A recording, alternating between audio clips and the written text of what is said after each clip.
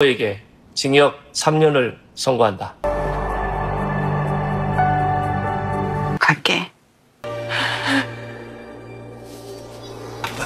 가보겠습니다. 형을 선고한다. 너무 오래 쉬어서 근질근질하기도 했고요.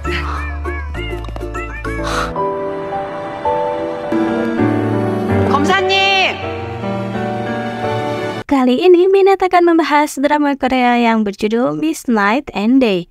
Tanpa berlama lagi, episode 16, Markyu, mari kita review. Memang sulit dipercaya, tapi beginilah adanya. Imson berubah wujud menjadi Mijin. Ibu dan ayah kebingungan dan mempertanyakan ada apa dengan putrinya itu. Dan karena kini sudah diterima orang tuanya, Mijin pun membuat daftar keinginan. Berjaga-jaga karena tak bisa memprediksi apa yang akan terjadi ke depannya. Ia harus membawa orang tuanya pemeriksaan kesehatan, membatasi miras, pergi ke gym, dan mengambil asuransi. Lalu untuk berjaga-jaga mencari panti. Dan berbuat baik juga bepergian bersama keluarga. Membantu di toko daging dan mencari lagi hal-hal yang Mijin sukai. Ibu yang melihat daftar keinginan itu sungguh merasa sedih. Ia langsung menyeret Mijin untuk pergi ke dukun. Tapi Mijin menangis meraung-raung karena ia sudah melakukan semua hal itu. Tapi tak ada yang berguna. Sedang bertengkar seperti itu, dengan kocak Mijin malah berkata tak boleh menangis karena akan menambah keriputnya.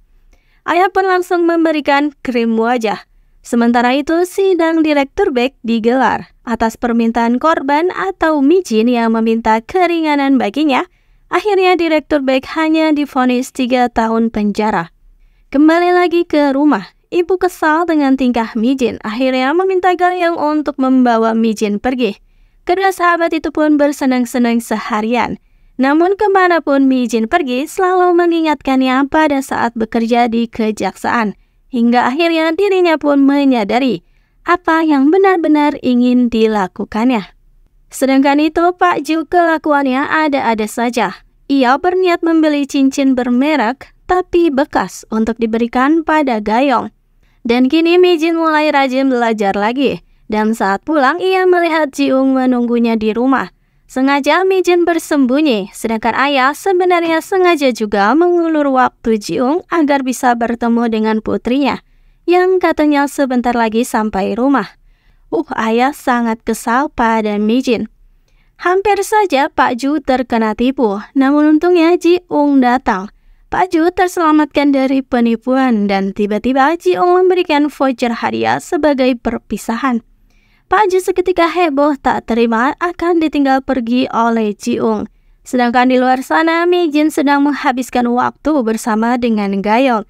Dan tiba-tiba saja si kucing ajaib muncul lagi. Pak Ju ini benar-benar.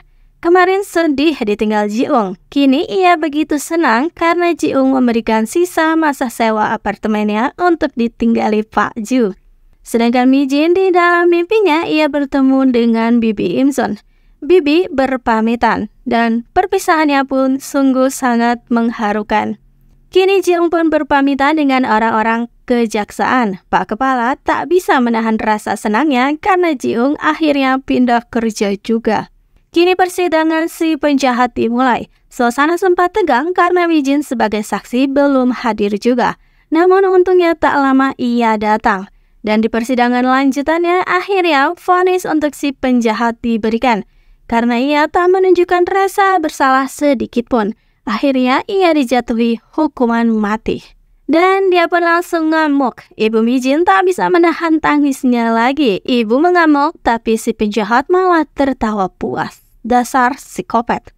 Keluarga sedang makan malam dengan damai, tapi ayah Gayong malah memecah kesunyian bertanya tentang Mijin yang kini pengangguran lagi. Namun akhirnya Mijin mengumumkan ia akan belajar lagi dan menjadi ASN. Ibu kini sudah muak mendengar kata ASN itu.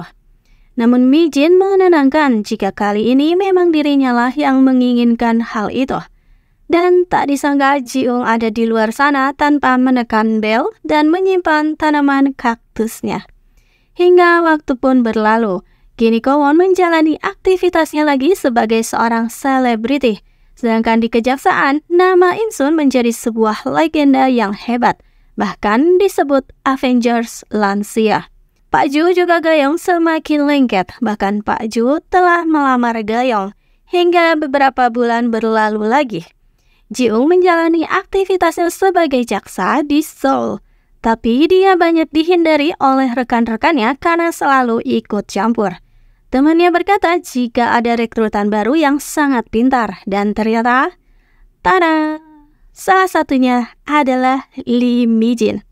Keduanya sama-sama tercengang melihat satu sama lain. Ya, namanya jodoh tak akan kemana. Jiung memata-matai Mi-jin di ruangannya dan kaktus itu masih ada di sana dibawa bekerja. Jiung tersenyum karena meskipun melihat Mi-jin yang sedang digoda oleh temannya, tapi Mi-jin selalu saja menolak. Hingga akhirnya Jiung membuat temannya keluar ruangan, dan setelahnya menjadi heboh. Jiung salah tingkah tak sengaja malah memegang kaktus yang ada di sana. Dan akhirnya, ya mereka reunian lagi, balikan lagi, dan menumpahkan kerinduannya lewat kisah yang mendalam. Dan ketika keduanya berjalan, Jiung mendengar Insun yang sedang memanggilnya. Dan begitulah akhir dari perjalanan drama Miss Night and Day.